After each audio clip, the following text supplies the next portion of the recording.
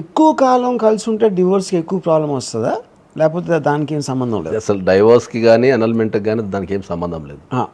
Court ఎప్పుడు కూడా ఏంటంటే వీళ్ళు కలిసి ఉండే పరిస్థితి ఉందా లేదా అనేది మాత్రమే పరిశీలిస్తారు ప్రధానంగా. దాని మీద దృష్టి పెడతారు. వీళ్ళని ఈ జరిగిన సిచ్యువేషన్స్ బట్టి అనేది ప్రధానంగా దృష్టి పెడతారు. ఇంకోటి చాలా స్పష్టం, it is nothing to with the time, ఎన్ని రోజులు కలిసి ఉన్నారు అనేది పొజిషన్ ఉంటుంది. Okay, there are an number of cases 1 డేలో 5 డేస్లో 7 డేస్లో కూడా డైవర్స్ గ్రాంట్ అయిన కేసెస్, సుప్రీంకోర్టు వరకు వెళ్ళి కూడా డైవర్స్ అయినాయి, హైకోర్టులో డైవర్స్ అయిన కేసెస్ చాలా ఉన్నాయి. 1 డే కలిసి ఉండి కూడా డైవర్స్ అయిన కేసెస్ చాలా ఉన్నాయి. 1 డే కలిసి ఉండి తెల్లారి డైవర్స్ చేసుకుంటే కింది కోర్టులో డిస్మిస్ అయితే దెన్ హైకోర్టుకి వెళ్ళి గ్రాంట్ చేసిన సందర్భాలు కూడా చాలా ఉన్నాయి. కాబట్టి ఇప్పుడు మీరు అన్నట్టు ఇది స్పష్టంగా అందరికి చెప్పదలుచుకుంది ఏంటి అంటే అనల్మెంట్ ఆఫ్ మ్యారేజ్ వేరు, డైవర్స్ వేరు. డైవర్స్ అంటే ఏంటి అంటే ఇద్దరు they are accepting their marriage. మా ఇద్దరికి మ్యారేజ్ అయింది, మేమిద్దరం భార్యాభర్తలము, మేము కలిసి ఉండలేము అనేది డైవర్స్. కలిసి ఒక ఇంటి కింద జీవించలేము అనేది డైవర్స్. అనల్మెంట్ ఆఫ్ మ్యారేజ్ అంటే ఏంటి అంటే మీ మ్యారేజ్లో 2 రకాలు ఉంటాయి. మ్యారేజ్లో వాయిడ్ మ్యారేజ్ ఉంటాయి, వాయిడబుల్ మ్యారేజెస్ ఉంటాయి. వాయిడ్ మ్యారేజ్ అంటే అది కంప్లీట్లీ ఇన్వాలిడ్. ఇంకా అంటే జనరల్గా సిస్టర్ తెలవకుండా అప్పుడప్పుడు దగ్గర దూరం చుట్టాలు అవుతారు, సిస్టర్స్ అట్లా అవుతుంటారు. అట్లాంటి ప్రొహిబిటెడ్ డిగ్రీస్ అంటారు వాటిని. ఎందుకంటే మనకి ఇవి గోత్రాలని అందుకే పెట్టిల్లు, అంటే ఇక్కడ కలవద్దు అనే దాంతోనే గోత్రం అనే సిస్టమ్ పెట్టిల్లు, అందుకే గోత్రం అడుగుతారు పెళ్ళిలో. సో వాయిడ్ మ్యారేజెస్ అంటే ఏంటంటే అది completely invalid by the law. Okay, so వాటికి అసలు రికగ్నైజే ఉండదు. వాయిడబుల్ అంటే ఏంటంటే తప్పని పరిస్థితులలో మనం ఒక మ్యారేజ్ చేయాల్సి వస్తుంది, కానీ దాన్ని మనం వాయిడ్ కింద అడగచ్చు వెళ్ళి కోర్టుకి. దాంట్లో మనకు పెళ్ళిళ్ళు చేసేటప్పుడు అబద్ధాలు ఆడటం ఒకటి బాగా, సో చీటింగ్ చేయడం, తర్వాత ఏమైనా డిసీజెస్ ఉంటే దాచిపెట్టడం, కొన్ని సందర్భాలలో కోర్షియన్ కానీ థ్రెట్ కానీ అండు ఇన్ఫ్లుయెన్స్ కానీ, అంటే ఎదుటి వ్యక్తిని బెదిరించో భయపెట్టించో పెళ్లి చేసుకోవడం అనేది అది కూడా అనల్మెంట్ ఆఫ్ మ్యారేజ్ కిందకి వస్తుంది. ప్రూవ్ ఎట్లా చేయొచ్చు? ఇప్పుడు ఫర్ ఎగ్జాంపుల్ డిజీజ్ దాచిపెట్టారు, లేకపోతే ఏదో చీటింగ్, లేకపోతే ఏదో సంథింగ్.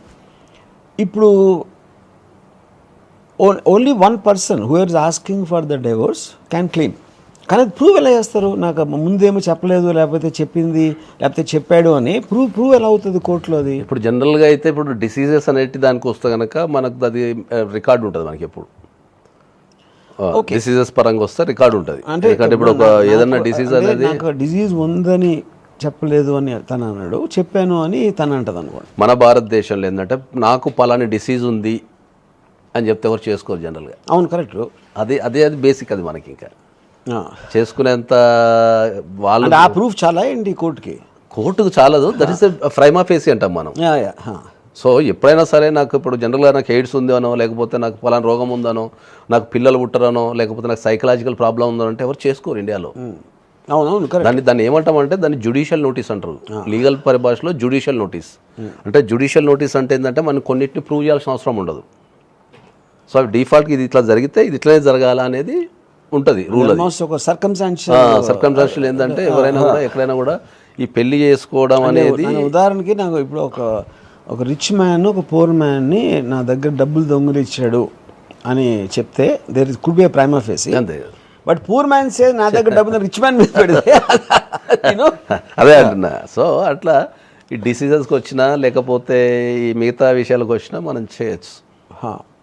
సో ఈ అండు ఇన్ఫ్లుయెన్స్ కోర్షియన్ అనేది కూడా ఎప్పుడు కూడా ఏంటంటే ఆ సర్కమ్స్టాన్సెస్ బేస్ చేసుకొని దాన్ని మనం ప్రూవ్ చేయగలుగుతాం. అక్కడ అండు ఇన్ఫ్లుయెన్స్ ఉందా లేదా అనేది మనం చెప్పగలుగుతాం. దాన్ని మీకున్న ఎక్స్పీరియన్స్లో సింప్లెస్ట్ రీజన్కి డైవోర్స్ అడిగిన అంటే నేను ఒక నా నోటీస్కి వచ్చిన వాళ్ళు చెప్తాను మీకు. అమ్మాయి పెళ్లి చేసుకున్నాక ఒక 3 monthsలో షీ వాంటెడ్ డివోర్స్.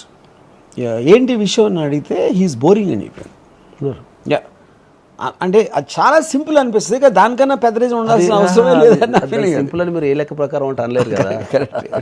అంటే మనం ఏంటి అది ఎఫ్ఐఆర్ ఉంది, లేకపోతే నన్ను కొడుతున్నాడు, లేకపోతే ఇలాంటి ఎక్స్పెక్ట్ చేస్తాం మామూలుగా మనం దాంట్లో. మీరు ఇంకా అంటే మీకు ఇష్టం ఒక బోరు కొట్టే వ్యక్తితో మీరు 24 గంటలు గడపాలి అంటే అంతకన్నా టార్చర్ ఏముంటుంది ఇంకా? అసలు అదే అతిపెద్ద టార్చర్. అది కొందరు మూడీగా ఉంటారు, కొందరు ఫోన్లలో ఉంటారు, కొందరు ఎప్పుడు వర్క్లో ఉంటారు. మీకున్న ఎక్స్పీరియన్స్లో చాలా విచిత్రమైన రీజన్స్ ఏమన్నా? మనం ఇప్పుడు 1-2 అని లేదు దానికి, ప్రతిదానికి. ఇప్పుడు నిన్న పేపర్లో చదివినా నేను. నిన్న పేపర్లో రాశారు కుర్కురే డైవర్స్ అంట. కుర్కురే డైవర్స్ అంటే ఏంటంటే కుర్కురే కొనుగోలేదని చెప్పేసి డైవర్స్ అడిగినారు. మీకు కావాలంటే క్లిప్పింగ్ కూడా ఇస్తాను నేను. కురుకురే డైవర్స్ అని చెప్పేసి వాళ్ళు కురుకురే కొనేయాలని చెప్పేసి డైవర్స్ అంట. ఏమంటుంది దానికి? పాయింట్ అంటే అక్కడ స్టార్ట్ అయి ఉంటుంది.